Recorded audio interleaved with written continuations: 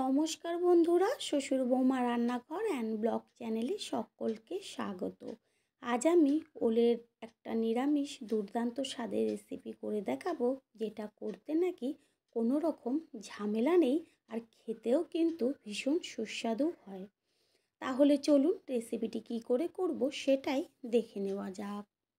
সবার প্রথমে এইখানে আমি 500 গ্রাম ওজনের একটা ওল নিয়েছি। আর ওলের খোসাটা ভালো করে ছাড়িয়ে নিয়ে ছোট ছোট টুকরো করে ফিরে আসছি। ওলের গায়ের থেকে খোসাটা একটু মোটা করে কেটে নিয়েছি, তারপরে ছোট ছোট টুকরো করে জল দিয়ে ধুয়ে নিয়েছি।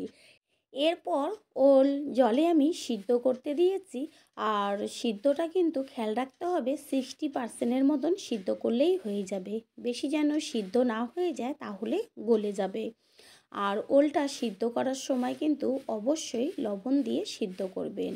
ওলটা 60% সিদ্ধ হয়ে গেছে, এবার ঝাঁকির মধ্যে ঢেলে জলটা ঝরিয়ে নেব।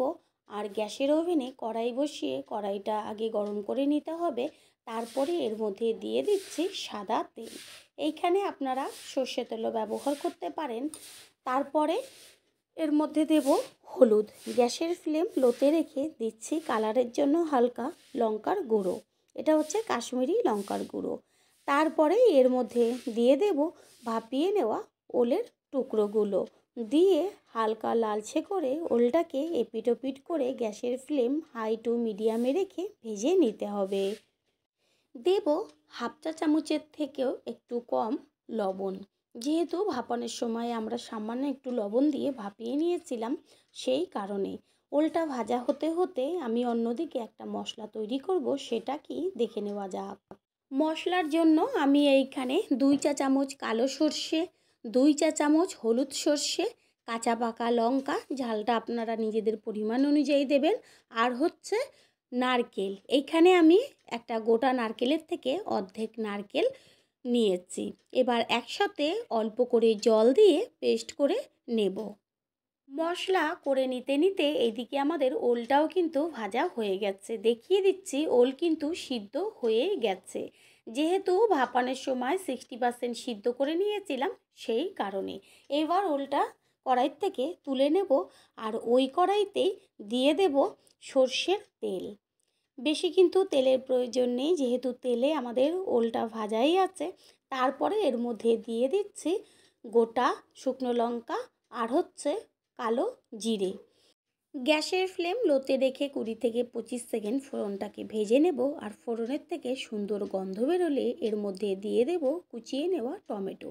এইখানে আমি একটা বড় সাইজের টমেটো বীজ ফেলে দিয়ে ব্যবহার করেছি। যেহেতু ওল আমাদের আগেই ভাজাতেই সিদ্ধ হয়ে গেছে, সেই কারণে টমেটোটা আগে ব্যবহার করলাম। টমেটোটা মজে আসা পর্যন্ত ভাজতে হবে।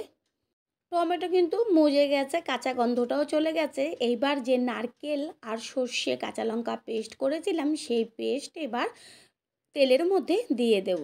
গ্যাসের ফ্লেম লো টু মিডিয়ামে রেখে মশলাটাকে কষাবো। যেহেতু সর্ষে, সেই কারণে বেশি কষানোর কিন্তু দরকার নেই। দেওয়া হলো হলুদ গুঁড়ো আর লবণ। লবণের পরিমাণটা বুঝে দেবেন, কারণ ভাজাতেই কিন্তু লবণ দেওয়া হয়েছে। রেসিপিটা কিন্তু এত তাড়াতাড়ি কমপ্লিট হয়ে যায়, আর খেতেও কিন্তু দুর্দান্ত, গ্যারান্টি দিয়ে বলতে পারি। পুরনো বন্ধুদের সবসময় পাশে থাকার জন্য অনেক অনেক ভালোবাসা। আর নতুন বন্ধুদের আমাদের রেসিপিগুলো যদি ভালো লেগে থাকে, সাবস্ক্রাইব করে দেওয়ার অনুরোধ রইল। ও পাশে থাকা বেল আইকনে ক্লিক করলে পরবর্তী ভিডিওগুলো সবার আগে আপনাদের কাছে পৌঁছে যাবে। যেহেতু সর্ষের পেস্ট, সেই কারণে একদমই কিন্তু বেশি কষাতে হবে না।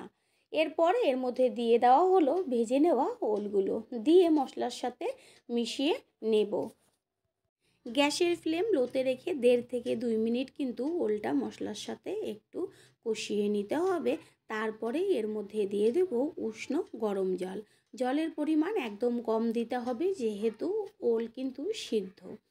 আর রেসিপিটা কিন্তু একদম মাখামাখাই ভালো লাগবে। এই পর্যায়ে গ্যাসের ফ্লেম কিন্তু হাই রেখে জলটাকে ফুটিয়ে নিতে হবে। জল টকবক করে ফুটছে। এখন একটা ঢাকনা দিয়ে ঢেকে দেব 3 থেকে 4 মিনিট। 4 মিনিট পরে ফিরে আসলাম আর কড়াইয়ের ঢাকনাটা সরিয়ে দিয়ে একটা খুন্তি দিয়ে একটু নেড়ে চেড়ে ওপর নিচ করে দিতে হবে। টক ঝাল লবণ সমস্ত কিছুর ব্যালেন্সটা ঠিক রাখার জন্যই এর মধ্যে দিয়ে দিচ্ছি হাফ চা চামচ চিনি। রেসিপিটা কিন্তু আমাদের হয়ে গেছে। এবার সবশেষে দিয়ে দেব ওপরে ছড়িয়ে কাঁচা সর্ষের তেল। এটা কিন্তু অবশ্যই দেবেন, কেউ স্কিপ করবেন না। তেলটা ভালো করে মিশিয়ে নিয়ে তারপরে গ্যাসটা অফ করে দেব।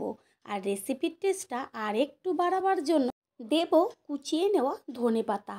ধনেপাতাটা মিশিয়ে একটা ঢাকনা দিয়ে ঢেকে দেব অবজার্ভ হওয়ার জন্য। এবার একটা প্লেটে সার্ভ করে দেব আর তৈরি হয়ে গেল আজকের রেসিপি। আশা করি রেসিপিটি ভালো লাগবে আর ঠিক এইভাবে একদিন হলেও করে খেয়ে দেখবেন যে কতটা টেস্টি এই রেসিপিটা। যদি ভালো লেগে থাকে একটা লাইক, কমেন্ট, পারলে একটা শেয়ার করে অবশ্যই জানাবেন। আপনাদের দেওয়া একটা লাইক ও একটা শেয়ার কিন্তু আমাদের কাছে অনেক অনেক গুরুত্বপূর্ণ। আমার এই রেসিপিটি যদি কেউ ফেসবুক থেকে দেখে থাকেন, ফলো করে পাশে থাকার অনুরোধ রইল। All friend, thanks for watching my video. আপনারা সকলে ভালো থাকবেন, সুস্থ থাকবেন। আবারও দেখা হবে অন্য কোনো রেসিপির এপিসোডে।